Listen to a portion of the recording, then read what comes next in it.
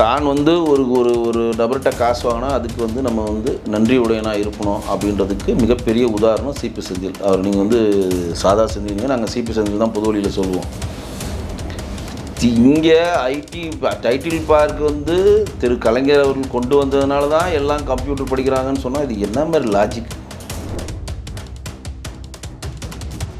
அதாவது ஒரு நாட்டோடைய நீங்கள் தலைமை பொறுப்பு வந்தீங்கன்னா அந்த நாட்டுக்கான அந்த பட்ஜெட்டுக்கான வேலைகள் நடந்து கொண்டே இருக்கும். பாலங்கள் கட்டிக்கிட்டே இருப்பாங்க. இப்போ வந்து கலைஞர் வந்தால் பாலம் கட்டானா, கலைஞர் வரதுக்கு முன்னாடி பாலமே கட்டலையா? கலைஞர் வந்தால் ட்ரெயின் விட்டாங்களா? உங்ககிட்ட அதிகாரம் இருக்கிறதுனால நீங்கள் எல்லாத்தையும் அதையே கொண்டு போய் மக்களிடம் கொண்டு போய் திணிக்கிறீங்க. என்ன திணிக்க? அதுதான் சிபி செந்தில் செய்கிறது. நீங்கள் வந்து இன்றைக்கி படிக்கிறீங்கன்னா அதுக்கு காரணம் தெரியாது. இப்போ நான் படித்தேன், என்னை வந்து பெரியாருடைய பள்ளியில் இலவசமாக படிக்க வச்சாராம். அங்கே உள்ளே போகணும்னு சொல்கிறது ஒரு பட்டியலின சகோதரர்கள், உள்ளே போகக்கூடாதுன்னு சொல்கிறது ஓபிசி சமூகத்தை சேர்ந்தவங்க, ரைட்டா? அப்போ எல்லாருமே இந்துக்கள் தானேங்க.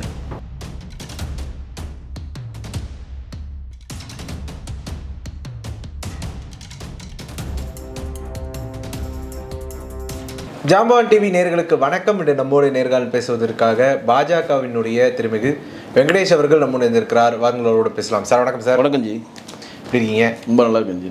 மூத்த பத்திரிகையாளர் செந்தில் அவர்கள் வந்து சொல்லும்போது ஐடி வேலையில் இருக்கிறவங்க வந்து உங்களுக்கெல்லாம் சோறு போட்டதே திமுக தான், நீங்கள் எப்படி இதெல்லாம் மறந்துட்டு நீங்கள் தாவேக்காவுக்கு ஓட்டு போட போகிறீங்க அப்படின்ற மாதிரி கேட்டு ஒரு சர்ச்சையில் சிக்கியிருக்காரு. எப்படி பார்க்குறீங்க? இல்லை, நீங்கள் அவர் மூத்த பத்திரிகையாளர்னு சொல்கிறதே நான் ஏற்றுக்க மாட்டேன். சிபி செந்தில் தானே சொல்கிறீங்க. மூத்த பத்திரிகையாளர்லாம் கிடையாதுங்க. நாங்களாம் வந்து பத்திரிகை துறையிலையும் ஊடகத்துலேயும் ஒர்க் பண்ணவங்க. அவங்களாம் நேற்று வந்து அவர்கள் தான் திமுகவிடி சொம்பு தூக்கியாக இருந்தார். திருமாவளவன்கிட்ட சொம்பாக இருந்தார். அதுக்கப்புறம் மாறி இப்போ திமுகவின் பெரிய அறுவரடியாக மாறி திமுக செய்வதெல்லாம் நல்ல விஷயங்கள் மாதிரிலாம் போட்டு பண்ணுறதுக்காக திமுக ஐடிவிங்களால் வளர்க்கப்பட்டவர் தான் தவிர அவர் மூத்த பத்திரிகையாளர் கிடையாது. நியூஸ் 7ல் வேலை செஞ்சார். அதோடு அவரை பேக் பண்ணி அமிச்சிட்டாங்க அவரை. சரிங்களா? ஒரு விஷயம் தெளிவாக தெரிஞ்சுக்க, தான் வந்து ஒரு ஒரு ஒரு நபர்கிட்ட காசு வாங்கினா அதுக்கு வந்து நம்ம வந்து நன்றி உடையனாக இருக்கணும் அப்படின்றதுக்கு மிகப்பெரிய உதாரணம் சிபி செந்தில். அவர் நீங்கள் வந்து சாதா செந்தில், நாங்கள் சிபி செந்தில் தான் பொது வழியில் சொல்லுவோம். இங்கே டைட்டில் பார்க் வந்து திரு கலைஞர் அவர்கள் கொண்டு வந்ததுனால தான் எல்லாம் கம்ப்யூட்டர் படிக்கிறாங்கன்னு சொன்னால் இது என்ன மாதிரி லாஜிக்? எனக்கு புரியவே இல்லை. இன்னும் சொல்லப்போனால் லேப்டாப் வந்து மைக்ரோசாஃப்ட்டு கண்டுபிடிச்சதே கலைஞர் அவர்கள் தான். அதனால தான் நீங்கள் மைக்ரோசாஃப்ட்டே யூஸ் பண்ணுறீங்க. பில்கேட்ஸுக்கு இதுக்கு சம்மந்தமேல் கூட சொல்லுவானுங்க. நீங்கள் எல்லாம் படித்ததுக்கு காரணம் பெரியாரும் அண்ணாவும் கலைஞரும் சொல்கிறானுங்களா இல்லையா? சரி, நான் கேட்குறேன். இப்போ வந்து திமுகவை சேர்ந்த எல்லா நண்பர்கள் கேட்குறேன். இன்றைக்கி வந்து ஆந்திர பிரதேசத்தில், தெலுங்கானாவில், ஆந்திராவில், கர்நாடகா, கேரளாலாம் படிக்கிறாங்களே, அங்கே படிக்கிறவங்களாம் யார் காரணம் சொல்லுங்கள்?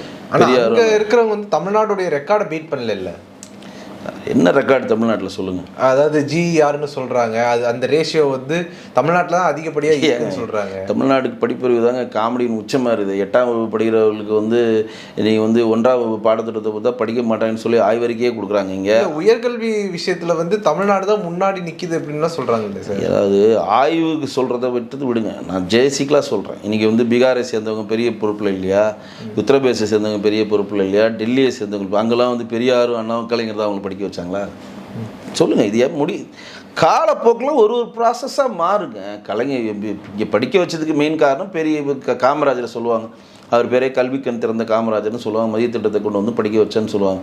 நான் சொல்கிறேன், காமராஜ் அவர்கள் இல்லைனாலும் இங்கே இருக்கவங்க படிச்சிருப்பான்.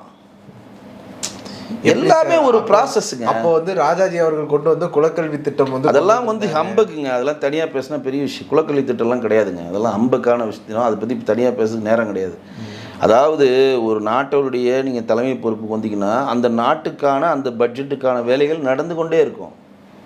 பாலங்கள் கட்டிக்கிட்டே இருப்பாங்க. இப்போ வந்து கலைஞர் வந்தால் பாலம் கட்டானா, கலைஞர் வரதுக்கு முன்னாடி பாலமே கட்டலையா? கலைஞர் வந்தவங்க தான் ட்ரெயின் விட்டாங்களா? பெரியார் வந்தவொன்னு தான் போஸ்ட் ஆஃபீஸ் இயங்குச்சா? பெரியார் வந்தவொன்னு தான் ஏரோட்ராம் இயங்குச்சா? பெரியார் தமிழ்நாட்டில் பேசணுன்னு தான் ஹார்பரில் கப்பல்லாம் நடந்துச்சா? அதுக்கான டிபார்ட்மெண்ட் அந்த வேலையை பண்ணிக்கிட்டே இருக்குங்க. இந்த புரிதல் முதல்ல இங்கே இருக்கவங்களுக்கு வரணும். எப்போனா அபரிமிதமான வளர்ச்சி வரதுக்கு அவங்க காரணமாக இருக்குது, ஒத்துப்போம். ஆனால் அதுக்கான வேலை நடக்கும். முதல்ல வந்து தீக்குளிக்கிறதை வந்து ராஜாராம் மோகன் ராய் தான் தடுத்தார். இதில் மும்பையில் பூலே அவங்க தான் முதல் வந்து பெண் கல்வியை கொண்டு வந்தாங்க. இதெல்லாம் வந்து வரலாற்றுது. இங்கே நம்ம என்ன பண்ணுறோம்? எல்லாமே எது நடந்தாலும் அது பெரியார் தான் காரணம், எது நடந்தாலும் கலைஞர் தான் காரணம், எது நடந்தாலும் தான் அண்ணா. தமிழ்நாடை பொறுத்த வரைக்கும் ஒரு ஐக்கானாக இருக்கிறான்னா அது பெரியார் தானே? இல்லைங்க, நல்லா தெரிஞ்சுங்க. அதிகாரத்தில் இல்லாதவர்கள் சொல்கிற எந்த வேலையும் சட்டமாகாதுங்க. நல்லா புரிஞ்சுங்க. பெரியார் இங்கே ஐக்கான்னு சொல்கிறீங்களா? பெரியார் எந்த அதிகாரத்தில் இருந்தார்? எந்த அதிகாரத்துலையுமே இல்லை. அண்ணாதுரை எத்தனை நாள் அதிகாரத்தில் இருந்தார்? அண்ணாதுரை ஒரு வருஷம் இருந்தார். 2 வருஷம் இருந்தார். 1967 69 வரை இருந்தார். அப்போ திராவிட முன்னேற்றக் கழகம் ஆட்சிக்கு வந்து திராவிட முன்னேற்றக் கழகத்தை தோற்று வைத்த அண்ணாதுரை இருந்த வருடங்கள் 2 வருடங்கள் தான். அவங்க எப்படி இன்றைக்கி ஐக்கானாக இருக்காங்க? யுனிக்காக எல்லா இடத்துலையும் எதுவுமே பெரியார் சிலையும் அண்ணா சிலையும் ஏன் வைக்கிறீங்க? காரணம் என்னென்னா, நீங்கள் அண்ணா கூட நான் ஏற்றுப்பேன், பெரியாரை ஏற்றுக்கவே முடியாது. பெரியார்கிட்ட அதிகாரம் கிடையாதுங்க. நீங்கள் என்ன நினைக்கிறீங்களோ அதை செய்யறதுக்கு அதிகாரம். இப்போ நாம் தமிழர் கட்சி சீமா நம்ம என்ன சொல்கிறோம்? ஆடு மாடு மேய்க்கிறவனா கவர்மெண்ட் வேலை பண்ணணும், வரவேற்கிறோம். எல்லாருக்கும் வந்து நீர்நிலைகள்லாம் பாதுகாக்கணும், வரவேற்கணும். இதையெல்லாம் நீங்கள் எப்படி நிறைவேற்றுவீங்க?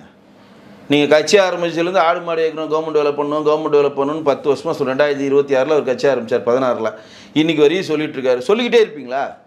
அதை இம்ப்ளிமெண்ட் பண்ணுறது உங்களுக்கு என்ன வேணும்? அதிகாரம் வேணுங்க. அதிகாரம் வேணும்னா வென்றெடுக்கணும். இன்றைக்கி பெரிய பெரிய கட்சிகள்லாம் ஏன் கூட்டணி நோக்கி நகர்றாங்க? நீங்கள் என்ன நினைக்கிறீங்களோ உங்கள் கொள்கைகளை செயல்படுத்துறதுக்கோ உங்களுடைய மற்ற விஷயங்களை செயல்படுத்த உங்களுக்கு அதிகாரம் வேணும். இன்றைக்கி என்ன சொல்கிறாங்க? பெரியார் கொள்கை அனைத்து ஜாதியினரும் அர்ச்சகராகலாம், பெரியார் கொள்கைகள் நாங்கள் இம்ப்ளிமெண்ட் பண்ணிட்டோம், பெரியார் அன்றைக்கி நினைச்சாரு இம்ப்ளிமெண்ட் பண்ணுறோம். திமுக ஏன் மாறுதட்டுது? அன்றைக்கி இருந்த கொள்கையை நிறைவேற்றுறதுக்கான அதிகாரம் அவங்கள்ட்ட இருக்குது. இப்போ நாம் என்ன கேட்குறோம்? அனைத்து ஜாதியினரும் வந்து கிறிஸ்தவ மதத்தில் பாஸ்டர் ஆகலாம், ஏன் பண்ண மாட்டேன்ற? அனைத்து உள்மாக்களும் வந்து இமாமும் வந்து இதில் நம்ம மசூதியில் வந்து பெரியார் ஆகலாம் தானே? அது வந்து எல்லாரும் ஆகலாம் தானே? சட்டம் இல்லைல்ல. எல்லாம் ஒன்று தெரிஞ்சுங்க. அனைத்து ஜாதியிலும் தேர்ந்து படிக்கக்கூடியவருக்கு கண்டிப்பாக அந்த இமாம் பதவி கொடுப்பாங்க தாங்க சொல்கிறேங்க. அனைத்து ஜாதியிலும் அச்சமாகலாம், இருக்கிற வேலையெல்லாம் விட்டு படிக்க வச்சு அர்ச்சகராக்கிற மாதிரி கிறிஸ்தவ மதத்தில் தலித் கிறிஸ்தவர்கள் உள்ள விட மாட்டேன்றாங்க. பெரிய போராட்டம் போயிட்டுருக்கா இல்லையா? அது இல்லாமல் இஸ்லாமியர்கள் சில குறிப்பிட்ட சமூகம் எங்களை உள்ள விட மாட்டேன்றாங்க, எங்களுக்கான கட்டமைப்பு தானே போராட்டம். அங்கெல்லாம் ஏன் வரலன்ட்டு தான் கேட்குறோம். நீங்கள் இந்து கடவுள் மட்டும்தான் இல்லை, கிறிஸ்தவ கடவுள் இருக்கா, இஸ்லாமிய சகோதரர் கடவுள் இருக்காருன்னு சொல்கிறதுனால தான் இந்த முரண்பாடின் உச்சமாக நம்ம பார்க்குறோம். கடவுள் இல்லை, ரைட்டு முடிஞ்சிச்சு, நீங்கள் நாத்திகன் அப்படி ஓரம் கட்டிடலாம். எந்த கடவுள் இந்த கடவுள் இருக்காரு, இந்த கடவுள் இல்லைன்னு சொல்கிறது தான் முரண்பாடு. இல்லை, அவர் ஒரு பக்கம் நாத்திகராக இருந்தாலும் கூட ஆத்திகர்கள் அனைவருமே கோயிலுக்கு வந்து சம உரிமை பெறணும் அப்படிங்கிற ஒரு விஷயத்த முன்மொழிகிறாருன்றப்ப அப்போ சரியானது என்ன சம உரிமை அவர் பெற்று தந்தார்? அதாவது கோவில் கருவறைக்குள்ள எல்லாரும் போய் நின்று சாமி கும்பிட்ற உரிமை எல்லாருக்குமே கிடைக்கணும் அப்படின்னு சொல்றது வந்து ஒரு சரியான பார்வை தான். என்ன பார்வை சொல்லுங்க? கோவில் கருவறைக்குள்ள எல்லாருமே போய் சாமி கும்பிட முடியுமா? ஏன் முடியாது? உங்கள் வீடு இருக்குது, உங்கள் வீடுக்குள்ளே நான் பூஜை ரூமுக்கு வரேன், பெட்ரூமுக்கு வரேன், இதுக்கு வரேன், கிச்சனுக்கு வரேன், டாய்லெட்டுக்கு வரேன், பெட்ரூம்குள்ளே என்ன அலோவ் பண்ணுவீங்களா? அப்போ கோயில் வந்துட்டு அப்போ யார் கேள்வி புரிஞ்சுங்க. முதல்ல நீங்கள் வேண்டாதமாக பெரியார் மாதிரி பேசாங்க. நான் சொல்கிறதுக்கு பதில் மட்டும் சொல்லுங்கள். அலோவ் பண்ணுவீங்களா? ஏன்னா அது உங்கள் பர்சனல். இப்போ ராமேஸ்வரம் கோயில் இருக்குது. ராமேஸ்வரம் கோயில் இருக்கக்கூடிய அந்த ராமசாமி கோயிலுக்கான எல்லா பூஜை புனஸ்காரம் எங்கேருந்து பண்ணுறாங்க தெரியுமா? நேபாளிலேருந்து வந்து பண்ணுறாங்க. பாரம்பரியமாக அதுக்கு பாத்தியப்பட்டது. மேல்மலையூர் கோயில் இருக்குது, அங்கே மீனவ சமுதாயத்தை சேர்ந்தவங்க தான் உள்ளே போக முடியும். சில கோயிலில் வெள்ளாளர்கள் மட்டும்தான் போக முடியும், சில கோயிலில் வேளாளர்கள் மட்டும்தான் பண்ணுவாங்க, சில கோயில்கள் வந்து அந்த குறிப்பிட்ட சமூகத்தை சார்ந்தவர்கள் மட்டும்தான் உள்ளே போக முடியும். இது வந்து காலமாக வர விஷயங்க. இது வந்து உள்ளே போய் நீங்கள் அர்ச்சனை பண்ணுறதுனாலே நீங்கள் புனிதத்தன்மை அடைஞ்சிட்டீங்கன்றது கிடையாது. அவன் உள்ளே போய் அர்ச்சனை பண்ணுறதுனால அவர் ரொம்ப புனிதமானவரும் கிடையாது. காலங்காலமாக இருந்த நடைமுறையை நீங்கள் மாற்றுறப்ப, நீங்கள் கான்ஸ்டியூஷனில் ஒன்று மாற்றுறப்ப எல்லா மதத்தையும் மாற்றணும். இங்கே அப்போ நீங்கள் இஸ்லாமத்துக்கு மாற்றணும், கிறிஸ்தவத்துக்கு மாற்றணும் தான் கேள்வி வைக்கிறோம். எல்லா மதத்துலையும் அது வரணும் தானே? நம்ம இல்லை ரைட், வரட்டும், அது தனி கதை வரட்டும். இப்போ அதிகாரம் இல்லாமல் பெரியார் இங்கே ஒன்றுமே பண்ணாமல் அவருக்கு அதிக சிலைகள் வைத்து பெரியார் படி தான் நாங்கள் திராவிடன் மாடல் நீங்கள் சொல்கிறத முரண்படுறோம். 2 வருஷமே அதிகாரம் இருந்து தமிழ்நாட்டில் எந்த கட்டமைப்பை ஏற்படுத்தாத அண்ணாதுரை அவர்களுக்கு அதிகமான சிலைகள் தருவது முரண்படுறோம். 63 நாயன்மார்களும் 12 ஆழ்வாரும் வளர்க்காத தமிழாக கலைஞரான்னா வளர்த்தாங்க. எனக்கு புரியல. 48,000 சிவன் கோயில் வைணவ கோயில் தமிழ்நாட்டில் இருக்குது. அவங்க வளர்க்காத தமிழாக ஔவையார் வளர்க்காத தமிழாக அவர் வளர்த்துட்டார். இதில் கேள்வி இல்லை. பாரதியார் வளர்க்காத தமிழக வளர்த்துட்டாங்க, பாரதிதாசன் வளர்க்காத தமிழக வளர்த்துட்டாங்க. என்ன தமிழை வளர்த்தாங்க? எதுக்கு இந்த முரண்படும்னா, உங்ககிட்ட அதிகாரம் இருக்கிறதுனால நீங்கள் எல்லாத்தையும் அதையே மக்களிடம் கொண்டு போய் திணிக்கிறீங்க. என்ன திணிக்க? அதுதான் சிபி செஞ்சில் செய்கிறது. நீங்கள் வந்து இன்றைக்கி படிக்கிறீங்கன்னா அதுக்கு காரணம் பெரியார் தான். இப்போ நான் படித்தேன், என்னை வந்து பெரியாருடைய பள்ளியில் இலவசமாக படிக்க வச்சாரா? உங்களுக்கு இதுக்கே வரும். பெரியார் வந்து இன்றைக்கி வந்து கோடிக்கணக்கான சொத்துள்ள நிறுவனங்களை நடத்துகிறார். கோடிக்கணக்கான சொத்துள்ள கல்வி நிறுவனங்கள் நடக்குது, காலேஜ் நடக்குது. அங்கே பட்டியலின சகோதரர்களோ மற்ற சகோதரர்களுக்கு ஃபீஸ் கிடையாதுன்னு சொல்லுங்கள். இல்லை இப்படியும் வர உங்களுக்கு இந்த கேள்வியை கேட்குறேன். பெரியார் வந்து மணியம்மையை கல்யாணம் பண்ணிக்கிறது சொத்துக்காக கல்யாணம் பண்ணா சொன்ன வயது கம்மியானவங்க கல்யாணம் பண்ணிக்கிட்டார். அந்த சொத்தை வந்து நாட்டுக்கு போகக்கூடாது, நம்மளே வச்சுக்கணும்னு சொல்லி ஒரு ப்ரைவேட் செக்டர் ஆக்கினார். ஒரு ஃபோட்டோ எடுத்தால் 10 பைசா வாங்குவார், ஒரு கல்யாண வீட்டுக்கு வரணும்னா 50 பைசா வாங்கி சிறுக சேர்த்து அவ்வளோ பெரிய கட்டமைப்பை ஏற்படுத்தி பல கல்வி நிறுவனங்களை உருவாக்குனதில் யாருன்னா ஒருத்தர் அங்கே நான் வந்து இப்போ நான் 1ஆம் வகுப்புலேருந்து 10ஆம் வகுப்பு வரையும் ஃப்ரீயாக படித்து வெளியில் வந்து நான் இவ்வளோ பெரிய ஆளாக இருக்கேன், நான் வந்து பெரியாருக்கு தொண்டு செய்கிறேன்னு எவனோ ஒருத்தனை காட்டுங்க. கமர்ஷியலுங்க அனைத்தும் நம்மளை முட்டாளாக்கிட்டு இருக்காங்கன்னு யாருக்குமே இங்கே புரியலை. இப்போ நீங்களும் நாங்களும் படித்த காலத்தில் கவர்மெண்ட் ஸ்கூல் தான் இருந்துச்சு, கவர்மெண்ட் ஸ்கூலில் படித்தோம். நம்ம சாப்பாடு போட்டாங்க, படிக்க வச்சாங்க, படித்து மேலே வந்தோம். நம்ம வந்து நன்றியுடையதாக இருக்கிறோம், கரெக்டாக? இப்போ நீங்கள் வந்து எல்லாருக்கும் எல்லாமே தரதா இருந்தால் நீங்கள் கண்ணும்ல. கலைஞர் அவர்கள் எவ்வளோ சொத்து இருந்துச்சு, பெரிய பள்ளிக்கூடம் ஆரம்பித்து எல்லோரும் ஃப்ரீயாக படிக்க வச்சாரா? உயர்கல்விக்கு ஒரு காலேஜ் நான் கட்டிட்டேன், என் சொத்தெல்லாம் போட்டு காலேஜ் கட்ட, இதில் எல்லாருக்கும் ஃப்ரீ படிங்கன்னாரா? சொல்லுங்கள், யாருக்கும் எதுவுமே பண்ணல இல்லைங்க. அப்போ நீங்கள் என்ன இதில் வந்து அவர் தான் படிக்க வச்சாருன்னு சிபி செந்தில் சொல்கிறாரு, எனக்கு புரியல. இப்போ நான் படிக்கிறத நீங்கள் தடுத்து, நான் கவர்மெண்ட் ஸ்கூலில் நீங்களும் படிக்கிறது யாருன்னா தடுத்தாங்களா? உள்ளே போகக்கூடாதுன்னு யாருன்னா சொன்னாங்களா? ஒரு காலத்தில் இருந்தது தீண்டாமை, இல்லைன்னு சொல்ல மாட்டேன். அது காலப்போக்கில் போயிடுச்சு. ஒவ்வொரு ஊர்லேயும் நவீன தீண்டாமை இருந்தது, எல்லாம் இல்லாமலாம் எல்லாம் சொல்ல மாட்டேன். ஒரு குறிப்பிட்ட ஜாதியினர் நம்மளை மேலே வாங்கினாங்க, அவங்கள கூப்பிட்டு மண்டையில் தட்டினாங்க, அவங்கவுங்க வேலையை பார்த்து அவங்கவுங்க போனாங்க. இன்றைக்கி மதுரை மீனாட்சி அம்மன் கோயிலுக்குள்ளே பட்டியலின சகோதரர் உள்ள பெரியாரை கூப்பிட்டு போனார். வைத்திலிங்க ஐயரும் பசுமன் முத்துராமலிங்க தேவரையா தான் கூப்பிட்டு போனார். பெரியார் இங்கே எந்த பட்டியலின சகோதரர் எந்த கோயிலில் கூப்பிட்டு போனார்? நீங்கள் பட்டியலிட்டு சொல்லுங்கள், நான் கேட்குறேன். எதுவுமே கிடையாதுங்க. ஒரு மாயை வைத்து இங்கே ஏற்படுத்தி ஒரு ஐக்கான், அதாவது திமுக இருக்காங்க, திமுகவுக்கு தலைவர் கிடையாது. இப்போ அண்ணா கட்சி ஆரம்பிச்சிட்டாரு, அவருக்கு ஒரு தலைவர் வேணும்ல. பெரியார் தான் என் தலைவர், இந்த இருக்கையை காலியாக வச்சுருக்கேன், அவர் எப்போ வந்தாலும் அவர் தான் எங்களுடைய தலைவர், நான் பொதுச் செயலாளராக இருக்கிறேன் அப்படின்னு சொல்லி அவர் பண்ணார். அப்படியே அண்ணாதுரை வந்தோடனே, கலைஞர் வந்தோடனே அண்ணாதுரை தான் நம்ம தலைவர்னு ஐக்கிய வச்சார். அண்ணாதுரை குடும்பத்தை எந்த அளவுக்கு கலைஞர் வர வச்சார்? ஏன் அண்ணாதுரனுடைய வளர்ப்பு பையன் பரிமளம் வந்து தூக்கு மாட்டி செத்தார், டாக்டர். ஏன் செத்தார்? அண்ணாதுரையோட ராணி அம்மா, அண்ணாதுரையோட ஒய்ஃப் பேர் ராணி, அல்லி ராணி, அவங்கள என்ன மாதிரி இவங்க பாதுகாத்து இவங்க வந்து பாதுகாத்தாங்க சொல்லுங்கள்? எதுவுமே கிடையாதுங்க. இங்கே நம்மளை வந்து ஒரு மாயை உருவாக்கி உங்களுக்கு தலைவர்களை வந்து இல்லாதனால இருக்கிற தலைவர்களே பெரிய ஹைலைட்டாக நாங்கள் திராவிடன் மாடல் இருக்கிறது தமிழ்நாடு, சாப்பிட்றது தமிழ்நாடு அரிசி, சுவாசிக்கிறது தமிழ்நாடு, உங்களுக்கு பதவியில் இருக்கிறது தமிழ்நாடு, ஒட்டுமொத்தமாக தமிழ்நாடு இருக்கப்போ இந்த ஆட்சி எந்த ஆட்சியாக இருக்கணும்? பேர் என்ன பேர் இருக்கணும்? தமிழன் மாடல் தானேங்க இருக்கணும். திராவிடன் மாடல்ன்றது என்ன கான்செப்ட்டுங்க? சரி சொல்லுங்கள், நீங்கள் பெரியாரிஸ்ட் தான், திராவிடன் மாடல் என்ன கான்செப்ட் சொல்லுங்கள்? திராவிடன் மாடல்னா வந்து அதாவது ஆரியத்திலிருந்து ஒரு எதிர் தத்துவம். யார் ஆரியர்? என்ன எதிரி? எந்த ஆரியர்னா வந்து தன்னை வந்து ஆரியன்ஸ் சொல்லிக்கிறாங்க, பிராமின்ஸ் சொல்லிக்கிறாங்க. அதற்கு நேர் எதிரான மாடல் தான் திராவிடன் மாடல் சொல்றாங்க. சரி, இப்போ மாண்பு முதலமைச்சர் மு.க. ஸ்டாலினுடைய ஆடிட்டர் யாரு? மாண்பு முதலமைச்சர் ஸ்டாலினுடைய மூத்த வழக்கறிஞர் யாரு? மாண்பு முதலமைச்சர் ஸ்டாலின் வந்து பொண்ணு எடுத்திருக்கிறதுல 10 பேர் அவங்களுடைய அக்கா பசங்களுக்கெல்லாம் பொண்ணு எடுத்தவங்களாம் யார்? அவருடைய சம்பந்தி யார்? கலாநிதி மாறனுடைய மாமனார் யார்? என்னங்க நீங்கள் எவனை முட்டாளாக்கிட்டு இருக்கீங்க? ஆடிட்டர் வந்து உங்களுக்கு வந்து ஆரியனாக இருக்கலாம், ஆனால் மற்றதெல்லாம் நீங்கள் திராவிடன் பேசுவீங்க. உங்கள் சொத்தை பாதுகாப்பில் ஆரியன் வரணும். நல்லது, சீஃப் செக்ரட்டரி வந்து ஆரியனாக இருந்தாலும் பரவாயில்ல, பட் உங்கள் சொத்தை காக்கணும், ஆனால் அவர் வேணும். ஆனால் இது கிடையாது. முதல்ல இந்த ஆரியன் திராவிடன்ற கல்ச்சருக்குள்ளே வெளியே வாங்க. இந்தியாவுக்குள்ளே எல்லாரும் சக மனிதர்கள் தான்.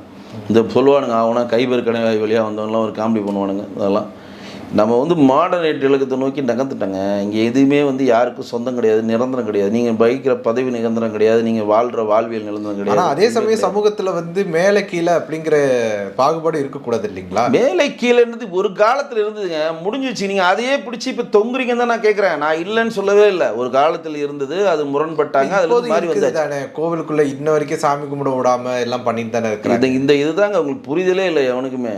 கோயில் உள்ள உங்களை யார் சாமி, எந்த கோயில்? திரௌபதி அம்மன் கோயிலுக்குள்ள, திரௌபதி அம்மன் கோயிலுக்குள்ள சாமி கும்பிட கூடாதுன்றது அறநிலைத்துறை போட்ட சட்டமா? அறநிலைத்துறை போட்டது இல்ல, அந்த மக்கள் தானே போக விடக்கூடாது, பட்டியலிட மட்டும் போக கூடாது. யார் பண்றது? நீங்க திராவிடன் மாடல் தானே, அவங்க ஒன்றும் ஆரியர் கிடையாதுல்ல. நீங்க திராவிடன் மாடல் தானே இருக்கிறீங்க, ஓபிசி தானே அவங்க.